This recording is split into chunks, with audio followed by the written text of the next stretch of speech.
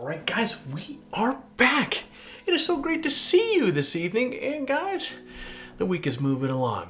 Now, if you watched my channel before, you probably know that my first love is landscape photography. This means that I'm using my ultra-wide and standard zoom lens most of the time, but sometimes having a telephoto lens in my bag proves to be really useful. In fact, there's a lot of reasons why I should have a telephoto lens in my bag at all times and why you should as well. Now, personally, I use the Canon RF 70-200 f2.8, this beast right here, as my go-to telephoto lens.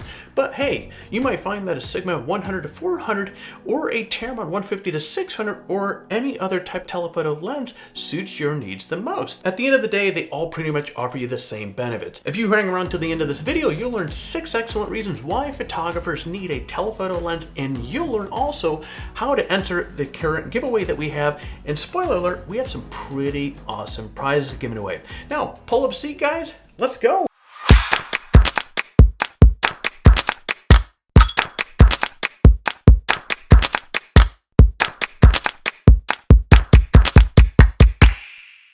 Kicking things off, telephoto zoom lenses are quite versatile. Now, let's dive right into this and get to the first reason why you need a telephoto lens. Guys, they're versatile. Now, while my 70-200 isn't the most used lens in my camera bag by any stretch of the imagination, actually it's nowhere near close, but it is an incredible versatile lens that I do all sorts of things with. Think about this. With one lens, I can shoot portraits at 70mm, wildlife at 135, and sports at 200mm. Now granted, not all telephoto lenses are as versatile as the 70-200. You can't adapt different subjects and conditions with a 400mm lens as easily as you can with the 70-200.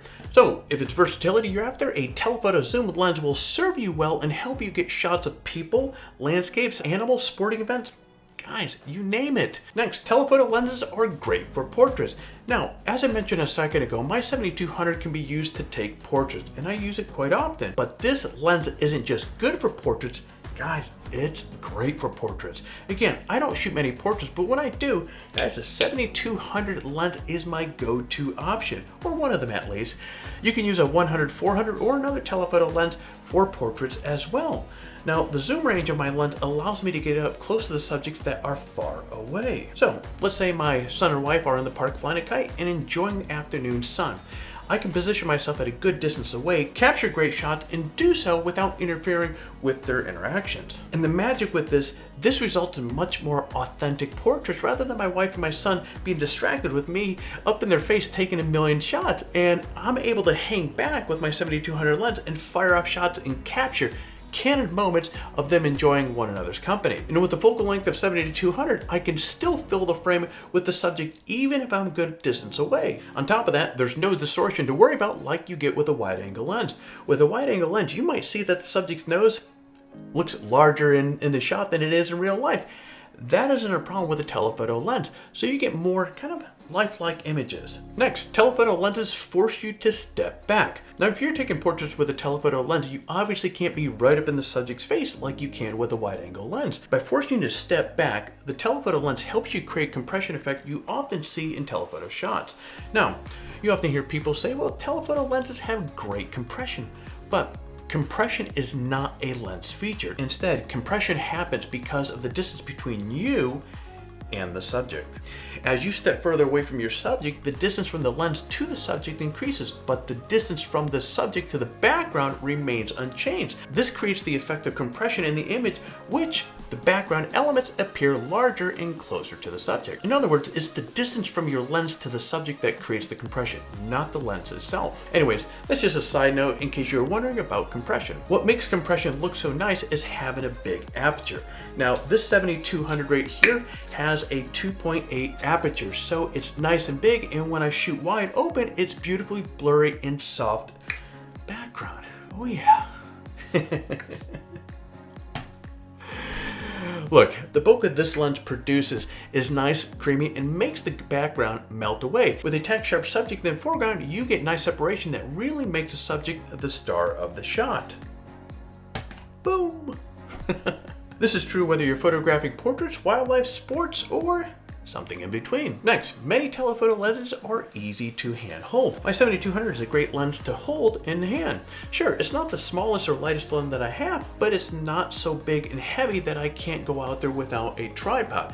Now granted, most of the time, just me, I like shooting on a tripod. Now the same can't be said for a 600mm lens, but in many cases, guys, telephoto lenses are easily handheld. This makes it a great all-around lens that you can use all day without having to set up and take down the tripod each time that you want to get a shot. This is especially true if you opted for a telephoto lens with image stabilization and a large aperture like this one right here. Moving forward, the narrow field of view cuts out the clutter. Now sometimes when I'm out shooting landscapes, it can get a little overwhelming with all the details you can capture with a wide angle shot. But don't get me wrong, I love using a wide angle lens for landscapes, but a telephoto lens is a nice different to introduce into your shooting, because the telephoto lens really helps you change how you look at the landscapes, because the field of view is so much more narrow, guys. You can isolate specific elements in the scene and fill the frame with them. By the same token, you can also eliminate distracting elements from the shot so the composition is stronger.